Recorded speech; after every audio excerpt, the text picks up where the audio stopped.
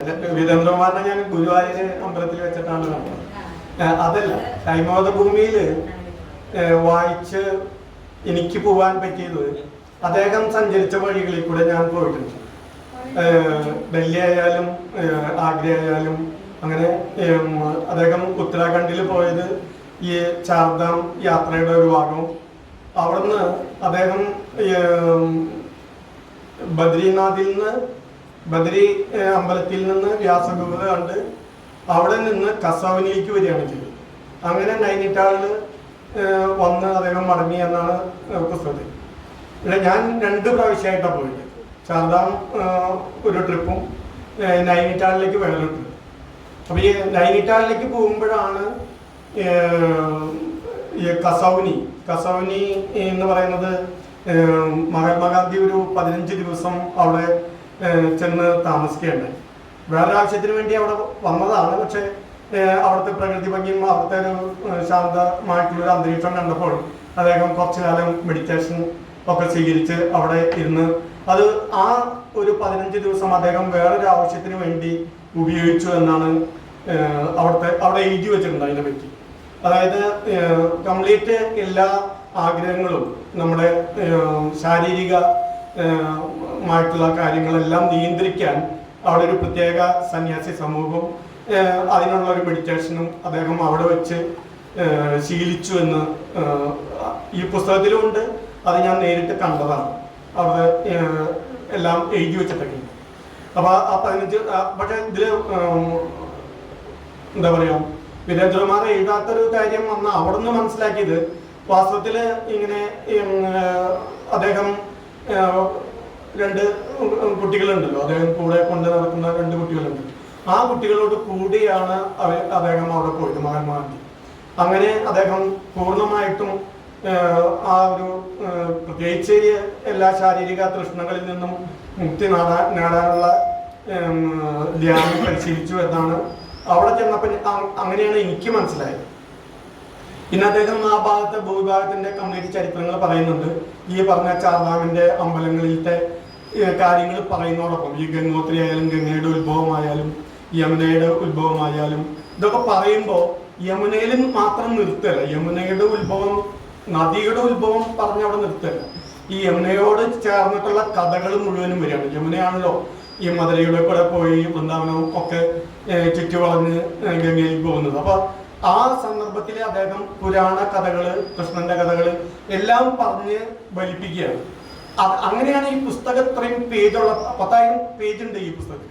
അത്രയും പേജുകൾ നിറയുന്നതോടൊപ്പം ഈ ഹൈമവത ഭൂമി ഇന്ത്യ, ഭാരതം, ഈ ഭാരത സംസ്കൃതി മുഴുവനും ഈ യമുനയുടെ ഉദാഹരണം വെച്ചുകൊണ്ട് യമുനയുടെ തീരത്ത് നിന്നുകൊണ്ട് അദ്ദേഹം രാധാകൃഷ്ണ കഥകൾ മുഴുവനും പറയുമ്പോൾ ഈവൻ ജയദേവ കവിയെ പറ്റിയും ഗർഗൃതിയെ പറ്റിയും ഭാഗവതത്തിനെ പറ്റിയും ഒക്കെ പറഞ്ഞ് അവസാനിപ്പിക്കുകയാണ്.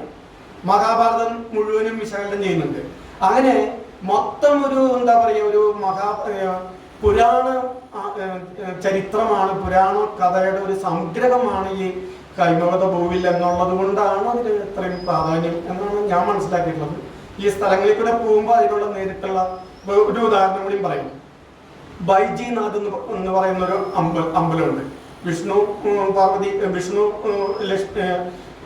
ലക്ഷ്മി ദേവി വിഗ്രഹ പ്രതിഷ്ഠയാണ്. പക്ഷെ അവിടെ ഒരു വാസ്തവത്തിൽ ഞാൻ കണ്ടത് നദി ഏകദേശം വറ്റി കിടക്കുകയാണ്.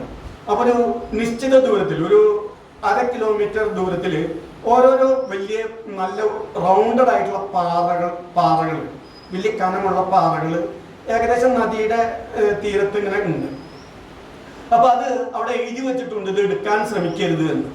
അപ്പൊ അതിൽ എഴുതി വെച്ചിട്ടുള്ളത് ഭീമൻ, അർജുനൻ, ഈ 2-ാം ഊഴത്തിലത്തെ പോലെയല്ല കേട്ടോ. ഈ ഭീമനും മഹാപ്രസ്ഥാനത്തിൽ മരിച്ചതായിട്ടാണ് ശരിക്കുള്ളത്. 2-ാം ഊഴത്തില് തിരുത്തിയ ഭീമൻ കാട്ടിലേക്ക് പോയി എന്നുള്ളതാണ്. അങ്ങനെയല്ല, യുധിഷ്ഠിരനെ അടിച്ച് എല്ലാവരും മഹാപ്രസ്ഥാനത്തില് മരിച്ചു വീഴുകയാണ് ചെയ്യുക. അപ്പൊ ഭീമൻ പാറ, അർജുനൻ പാറ, നകുലൻ പാറ, സഹദേവൻ പാറ, പാഞ്ചാലി പാറ, ഇത് കണ്ടാൽ നമുക്ക് ശരിക്കൊരു ഭാണ്ഡക്കെട്ട്, നമ്മൾ ഈ സാധാരണ ഈ തുണികളൊക്കെ കുത്തി നിറച്ചിട്ടുള്ള ഭാണ്ഡം ഉണ്ടായാൽ എങ്ങനെ ഉണ്ടാവും, അത് വീണ് കിടക്കുന്ന പോലെയാണ് തോന്നുന്നത്. അപ്പൊ അത് എടുക്കാൻ ശ്രമിക്കുമ്പോൾ വളരെയധികം ഗാഢത നിറഞ്ഞ കല്ലായതുകൊണ്ട് അത് എടുക്കാൻ ശ്രമിച്ചവരൊക്കെ വളരെയധികം ഹാർട്ട് അറ്റാക്ക് പോലെ വന്നിട്ട് മരിച്ച ഇത്ര ആൾക്കാർ മരിച്ചിട്ടുണ്ടെന്നൊക്കെ അവിടെ എഴുതി വെച്ചിട്ടുണ്ട്. ഇത് വീരേന്ദ്രകുമാർ എഴുതിയിട്ടുള്ളത്, അദ്ദേഹം ഒരു വൃക്ഷത്തിന്റെ അടിയിൽ ഒരു പാറ കണ്ടു. ആ പാറയ്ക്ക് സമീപം ഇങ്ങനെ എഴുതി വെച്ചിട്ടുണ്ട്, പൊക്കാൻ ആരും ശ്രമിക്കരുത് എന്ന്. പക്ഷെ ശരിക്കും ഈ മഹാപ്രസ്ഥാനത്തില് പാണ്ഡവരും മുഴുവനും ഈ വഴി കൂടെ പോയി എന്നുള്ളതാണ് അവിടുത്തെ ആ ബൈജിനാഥ് അമ്പലത്തിന്റെ. അപ്പൊ ഇതൊക്കെ പറയുമ്പോൾ അദ്ദേഹത്തിന്റെ ഒരു ഗുണം എന്താണെന്നുണ്ടെങ്കിൽ അത് വളരെ വിശദീകരിക്കുകയാണ്.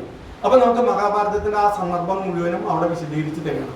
അങ്ങനെയാണ് ഈ കൈമോദ ഭൂമിയിൽ ഇത്രയ്ക്കൊരു വലിയൊരു സംഭവമായി മാറിയതെന്നാണ് എനിക്ക് മനസ്സിലായത്.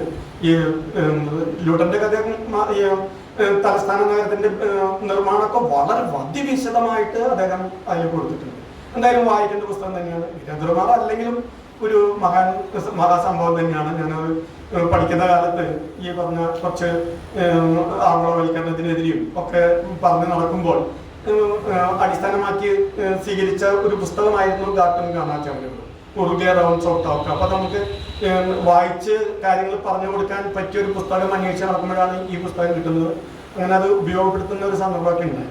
എന്തായാലും വളരെ നല്ലൊരു വിഷയമാണ്. ഇങ്ങനെയൊക്കെയുള്ള ഒരു ആൾക്കാരുടെ കൂടുതൽ നന്നായിട്ട് വിശകലനം ചെയ്തുകൊണ്ട് ഒരേ ഫോക്കസ്ഡ് ആയിട്ടുള്ളൊരു പരിപാടി എനിക്ക് തോന്നുന്നു അടുത്ത കാലത്ത് ഇതായി. Thank you.